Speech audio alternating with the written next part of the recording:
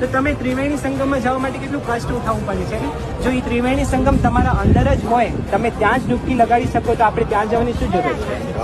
હે ને? 144 સાલની આપણે પ્રતીક્ષા કરવાની શું જરૂરત છે? હે ને? આપણા અંદર જ ત્રિવેણી સંગમ છે. આ જે ત્રિવેણી સંગમ છે ને, એ તો એક પ્રતિકાત્મક રૂપ છે. ઈશ્વરે આપણે કીધું છે કે આવું જ ત્રિવેણી સંગમ તમારા અંદર પણ છે. આપણા અંદર ઈડા, પિંગલા અને સુષુમ્ના 3 નાડીઓ જે છે ને, એનો સંગમ આપણા આજ્ઞા ચક્રમાં થાય છે. આ આજ્ઞા ચક્રનું જે સંગમ છે, ત્યાં કરી તમે જઈને ડૂબકી લગાડશો તો વાસ્તવિક રૂપમાં તમે પાવન થઈ શકશો. જય શ્રી કૃષ્ણ બધાને. મારું નામ સતીશ પટેલ છે. સદગુરુ સર્વશ્રી આશુતોષ મહારાજજીની અસીમ કૃપાથી મને પ્રચારની સેવા લાગી છે.